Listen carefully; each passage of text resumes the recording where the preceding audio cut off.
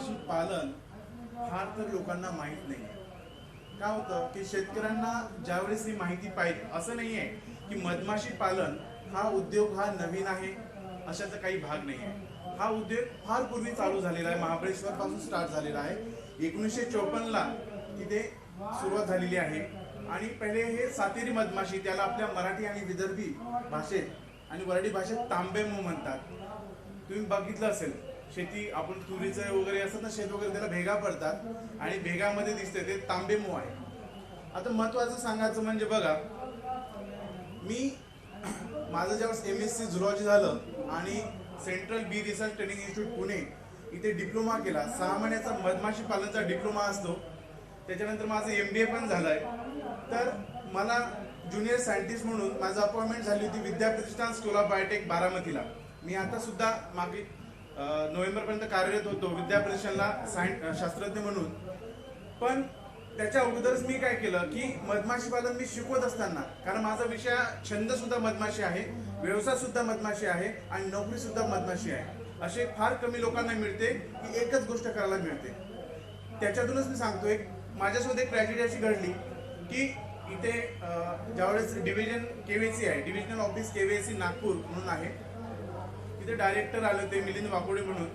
आता ते पुण्याला कार्यरत आहेत डायरेक्टर म्हणून. त्यावेळेस आले, त्यांनी सांगितलं की मधमाशी पालन आपण दुसऱ्यांना शिकवतो पण आपण करत नाही. मग त्यावेळेस एक PMEGP म्हणून एक स्कीम आहे, prime minister employment generation programme.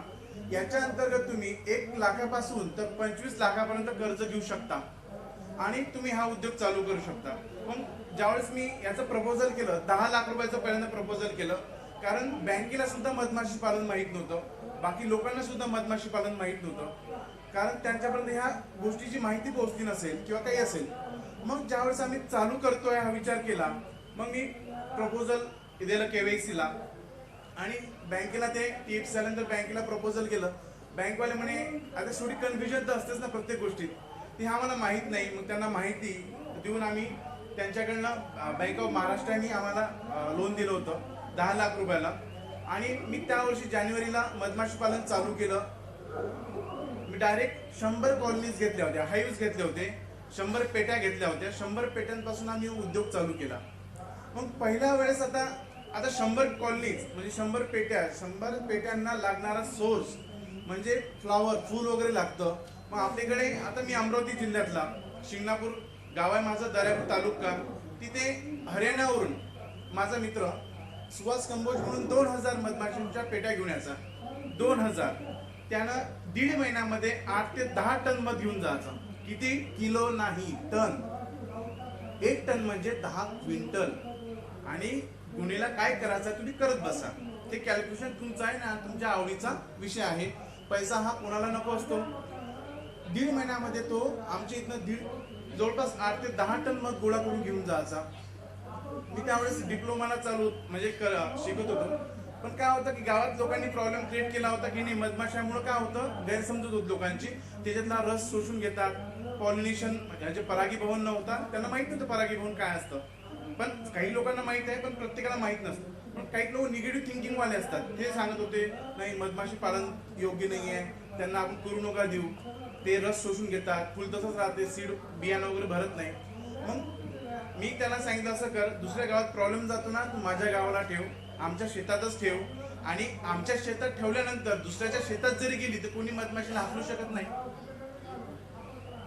मग त्यांना आमच्या इथे ठेवलं. त्यावेळेस शेतकऱ्यांना फायदा झाला.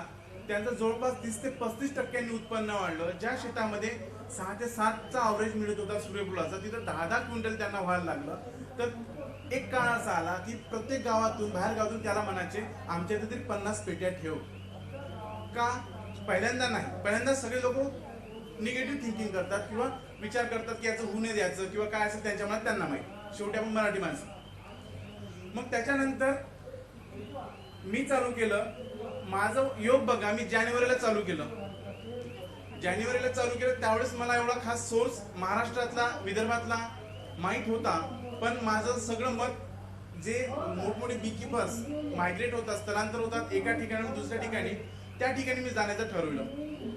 पहिल्यांदा माझं मायग्रेशन केलं. मायग्रेशन म्हणजे कॉलनीज, आपण रात्रीच्या मधमाशांच्या पेट्या एका ट्रकमध्ये भरून किती किलोमीटर घेऊन जाऊ शकतो.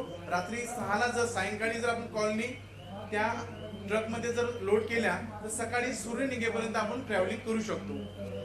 मग माझं ते मायग्रेशन होतं. पहिलं मायग्रेशन गोरखपूरला लिचीला. उलट लोक सांगतात घरातून सुरुवात करा, आम्ही बाहेर पण सुरुवात केली. कारण आमचा तिथे गेल्यावर मला डायरेक्ट मध मिळालं. तिथं मला 2 टन मध मिळालं. 2 टन. ट्रकचं भाडं 25,000 जायचं, 25,000 येण्याचं. 200 रुपये किलोनं मध दिलं. 4 लाख रुपयाचं मध झालं. माझी केस किती होती? फक्त 10 लाख रुपयाची. दुसरं तिथं नंतर निलगिरी, युकॅलिप्टस म्हणतात त्याला. निलगिरी नंतर शिसम. मग तिथनं मला जून जुलै हा महिना खाली गेला. त्याच्यात मला त्यांना साखरेचा पाक द्यावा लागला मधमाशांना. ज्यावेळेस निसर्गामध्ये फुल वगैरे नसतात त्यावेळेस आपण त्यांना साखरेचा पाक देतो. मग पुन्हा आमच्या गावाला सूर्यफुलाची पेरणी झाली. ऑक्टोबर पासून पुन्हा सीझन स्टार्ट झालं. त्याच्यानंतर आज बघा, आता बाहेर स्टेटमध्ये सुद्धा जाण्याची गरज नाही. आता तुम्ही कसं म्हणाल? मी आता सोर्स सांगतो, हे तुमच्या शिऱ्यातले सांगतो. आता पहिल्यांदा आता मायग्रेशन यावर्षी आम्ही केलं शेगावला सूर्यफूल होतं, विदर्भच ना. त्याच्यानंतर दुसरं मायग्रेशन केलं अकोट, मुंडगाव, तिथं ओवा आहे.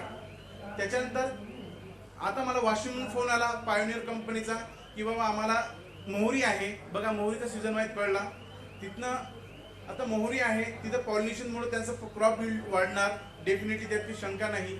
मग दुसरं आता आम्ही तिथं सर्वे करणार, तिथं कॉलनी मायग्रेट करणार, मोहरीचं मध घेणार, त्यांना पॉलिनेशन होऊन त्या शेतकऱ्यांना फायदा होईल, हा एक भाग अलगच.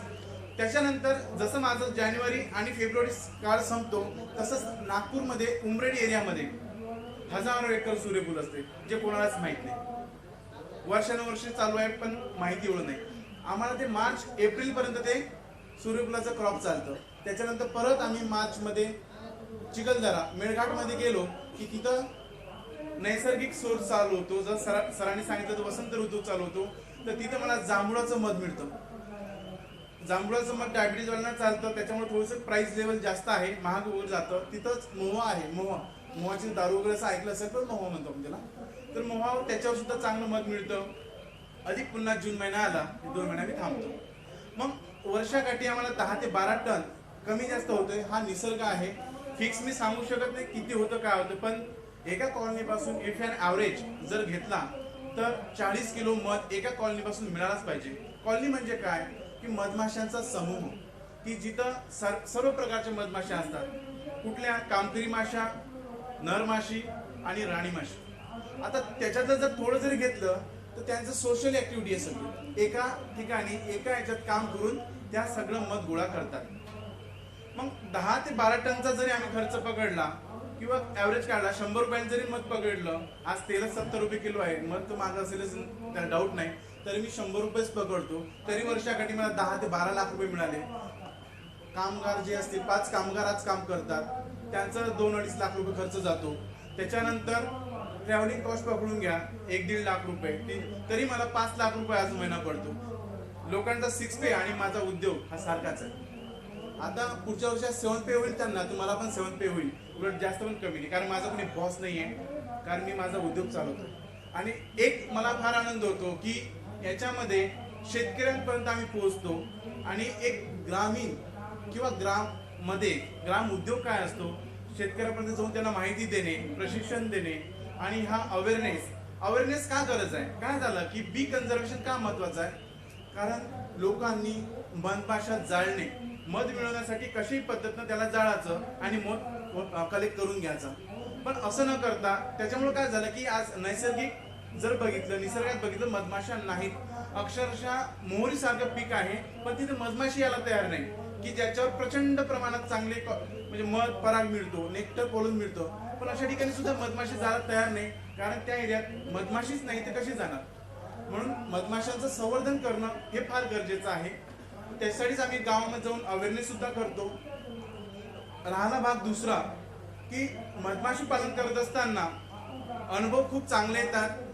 काय होतं की ज्यावेळेस एखाद्या शेतकऱ्याच्या शेतामध्ये आम्ही कॉलनीज ठेवतो, पेट्या वगैरे ठेवतो, तर त्यांना काय ते मध दिसतं, त्याच्या मागची मेहनत दिसत नाही. आणि ज्यावेळेस आम्ही मध क्विंटल आणि टनाने घरी घेऊन जातो त्यावेळेस त्यांना वाटतं की मी केलं असतं तर. मग त्यांना आम्ही सांगतो की तुम्ही चालू करा, आम्ही नक्की तुम्हाला मदत करू. आताच मी थोडं फास्ट सांगतोय कारण मला आधी पुन्हा माझं पुण्याला जायचं आहे, 4 वाजता गाडी मी पुन्हा निघणार आहे, म्हणून मी थोडं फास्ट सांगतोय, त्याच्याबद्दल माफी. तर दुसरं असं की मी जस्ट आता सप्टेंबरमध्ये रशियाला गेलो होतो. तिथं एक हॅपी मुंडिया म्हणून असतो. हॅपी मुंडिया हे वर्ल्डमध्ये म्हणजे पूर्ण जगाचे लोक येतात, फक्त मधमाशी पालनवर अभ्यास करणारे शास्त्रज्ञ आणि बी कीपर्स, जे फक्त मधमाशांसंदर्भात चर्चा करतात आणि त्याच्यातून नवीन उद्योगाला चालना देतात. तर मी रशियाला गेलो. रशिया म्हणजे युक्रेनमध्ये. त्यातले मी तुम्हाला थोडे फोटोग्राफ्स दाखवतो. शेवटी फ्युचर याच्याशिवाय पर्याय तुम्हाला नसेल. हे बघा की ह्या हाईव्ज आहेत. ऍक्च्युली पेट्या म्हणणं योग्य नाही. हाईव्ज म्हणजे काय असतं की ज्याच्यामध्ये जिवंत राहणारे मधमाशा, त्याला हाईव्ज म्हणतात. युक्रेनमध्ये आमचं प्रेझेंटेशन होतं ॲडल्ट्रेशनवर, म्हणजे मधामध्ये आजकाल लोक साखरेचा पाक किंवा काकवी टाकतात. या पद्धतीनं नवीन मधमाशांचा स्टिंग होऊ नये. मधमाशी चावत नसते, मधमाशी डंक करत असते, हे पहिल्यांदा लक्षात घ्या. तर मग डंक होऊ नयेत म्हणून आपण बिव्हेल वगैरे ग्लोव्ज हे असे चांगल्या क्वालिटीचे वापरावे. मधमाशी पालन चालू करण्यासाठी ट्रेनिंगसाठी आम्ही माहिती देऊच, पण थोडक्यात हे पाहिलं तर तुम्हाला बाहेर देशामध्ये किंवा बाहेर ठिकाणी हे फील्ड कोणत्या लेवलवर गेलेली आहे बघा, आणि आपल्याला कितीतरी मोठी संधी उपलब्ध आहे हे याच्यावरून तुम्हाला कळेल. ॲग्रोव्हिजनच्या निमित्ताने हे स्टेनलेस स्टीलचे एक्स्ट्रॅक्टर आहेत, मध काढायचे यंत्र आहेत.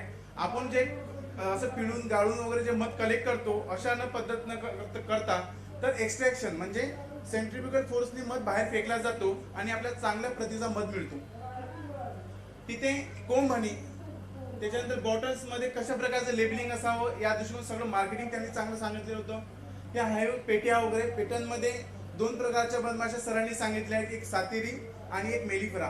मेलिफेरा हे जे आहे युरोपियन बीज आहे. मी जे बी किपिंग करतो, जे मधमाशा पाळतो, ते ॲपिस मेलिफेरा आहेत, ते युरोपियन बीज आहेत. हे तिथं एवढा उद्योगासमोर गेलेला आहे की फिडिंगसाठी वगैरे तिथं आम्ही कॉलनी वगैरे इन्स्पेक्ट करून बघितल्या की यांनी खरंच यांच्यात काय क्वालिटी आहे. त्यांनी आपल्याकडे अजून लाकडी पेटीच आलेली नाही, तर तिकडे ते प्लॅस्टिकची पासून तर थर्माकॉल पासून अशा त्यांनी नवीन नवीन प्रयोग करणं चालू केलेले आहे. हे स्पेशल बी हाईव्स म्हणजे मध काढण्यासाठी स्पेशल ट्रक की त्याच्यामध्ये तेवढंच काम करायचं, बाकी काही करायचं नाही. दुसरं, काही लोकांना मायग्रेशनला त्रास होतो, मधमाशा उतरवणे चढवणे, त्यापेक्षा त्यांनी ट्रकवरच अशा लोड केलेल्या आहेत मधमाशा पेट्या, आणि ह्या अशा नेल्या की फील्डमध्ये ठेवून द्यायचं. आता तिथं बर्फाचा सीझन चालू होणार होतो रशियाला, म्हणून त्यांनी वरती असं टिनाचं टाकून दिलेलं आहे टपराचं, म्हणजे ते बर्फ वरती साचेल. हे बघा, हे घरासारखे त्यांनी तयार केलेलं आहे. म्हणजे यांना आता हे बी हाऊस केला काय म्हणतात की खालच्या साईडनं लोअर साईडनं अशा बी कॉलनीज असतात. बीचा बझिंग तुम्ही ऐकलं असेल, शेतामध्ये गेल्याचा एक बज असतो, एक साऊंड असतो, तो माणसाचे खूप सारे विकार दूर करतो. त्यासाठी लोक काय करतात, तिथले खाली कॉलनीज असतात आणि वर ते 1-2 घंटेचे रेस्ट करतात. आम्ही इथे गेलो, रॉयल जेली म्हणून याच्यात एक पदार्थ आहे. रॉयल जेली म्हणजे राजांना जे फक्त राणी माशीच खाते, आपल्याला मिळू शकत नाही, कारण त्यांच्या हायपोफॅरिंजियल ग्लँड मधून, म्हणजे जे कामकरी माशी असते तिच्या हायपोफॅरिंजियल ग्लँड मधून मस्तिष्क ग्रंथातून स्त्राव होतं. राणी माशीच खाते. का खाते तर राणी माशी पर दिवशी 2000 पर्यंत अंडी देते.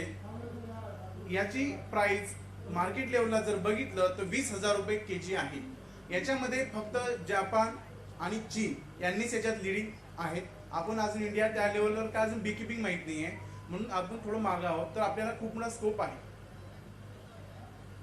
हे सगळ्या प्रकारचे जे हाय टूल्स लागतात, हाय टूल्स सगळ्या जे किट्स लागतात, ब्रश ते किट ओपन करायला, ते सगळ्या प्रकारे त्यांनी मस्त सुंदर एक किट तयार केली होती. हे पोलन आहे. पोलन म्हणजे पराग. हा पराग जर बघितला, पराग पोलन ट्रॅपनं कलेक्शन होतो आणि पराग हा बाहेर देशात 1000 रुपये पर केजी प्रमाणे घेतात. हे एक शास्त्रज्ञ डॉक्टर DM वाकले हे मधावर संशोधन करतात. हे तिथं प्रकार सगळ्या प्रकारे हनी त्यांनी डिझाईन करून ठेवले होते. हे CF सीट, कोम फाउंडेशन सीट, म्हणजे काय होतं की मधमाशी पालन चालू करताना त्यांना कोम पत्र द्यावं लागतात. हे नुसतं तोंडी किंवा आम्ही थेरॉटिकल सांगून चालत नाही. तर तुम्ही जिथे कुठे हा मधमाशी पालनचा उद्योग चालू आहे अशा ठिकाणी तुम्ही व्हिजिट करा, म्हणजे तुम्हाला एक्झॅक्ट म्हणजे कॉलनी कशी असते, पेटी कशी असते हे तुम्हाला कळेल. त्याच्यानंतर तुम्हाला जास्तीत जास्त चांगला विचार करता येईल. हे पूर्ण देशाचे लोक होते. एक एक्सपोजर व्हिजिट होती बाहेर, त्या म्हणजे तिथले जे बीकीपर्स असतात, क्यू तिथली राजधानी आहे युक्रेनची, त्याच्या बाहेर आम्ही गेलो होतो, तर तिथलं बीकीपिंग आम्ही बघितलं. थँक्यू. तर एक अधिक दुसरं की मधमाशी पालन हा उद्योग करासाठी तुम्हाला कुठलाही प्रॉब्लेम नाही आहे. फक्त एकच आहे की मनाची तयारी हवी आहे. मी एकच म्हणतो की, आणि वाल्मिकी रामायणामध्ये सुद्धा याच्याबद्दल सांगितलेलं आहे, या मंदाकिनीच्या तटनिकेटी या इथे लक्ष्मणा बाण कुटी, शाखा शाखावरी मोहळे मद त्यातून खाली नितळे, अमृत सगळे भरून मक्षिका गटी, या इथे लक्ष्मणा बाण कुटी. वाल्मिकी रामायणापासून मधमाशीचा एक फार मोठा महत्व सांगितलेलं आहे. आणि दुसरं असं की एखाद्याला आपण एक चपाती किंवा रोटी दिल्यापेक्षा एखाद्याला जर रोजगार कमवून किंवा कसा रोजगार मिळवता येईल हे जर शिकवलं तर तो मरेपर्यंत त्याचं पोट भरू शकतो. असंच ॲग्रोव्हिजनच्या निमित्तानं आज आम्हाला तुमच्याबद्दल आणि आमच्याबद्दल तुम्हाला माहिती मिळायला मदत झाली. आणि या कार्यशाळेतून तुम्हाला थोडी का होईना आमच्याकडनं माहिती देण्यात थोडी चूक झाली असेल किंवा काही झालं असेल त्याच्याबद्दल माफी मागतो आणि धन्यवाद देतो ऑर्गनायझर कमिटीचे. धन्यवाद.